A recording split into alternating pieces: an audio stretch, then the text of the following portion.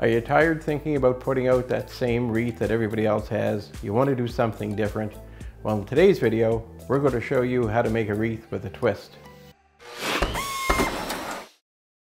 So with any wreath, there needs to be a base. So in our base, we decided we're using a garden hose.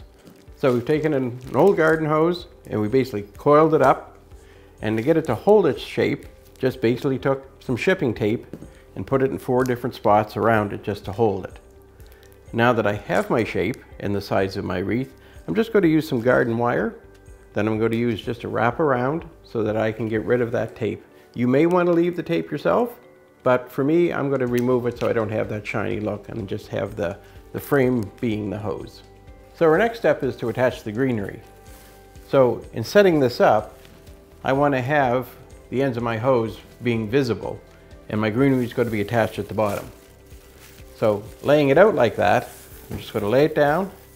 I'm going to spread out some of the longer branches on my greenery, and then I'm just going to be able to take some of those little branches and twist them together.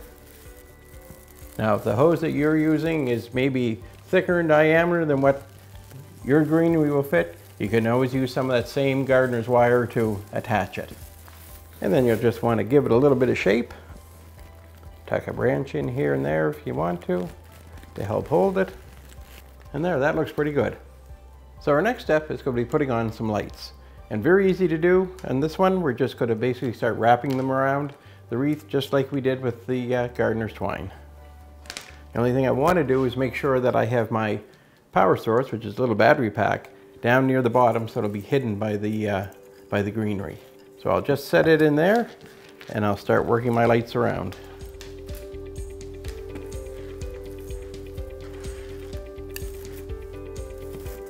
So there, our lights are on. So there you can see the wreath is starting to take shape. It's starting to look like a wreath. So now we're going to attach our garden tools. Just attach each one, just using that same gardener's wire that we used to wrap the wreath.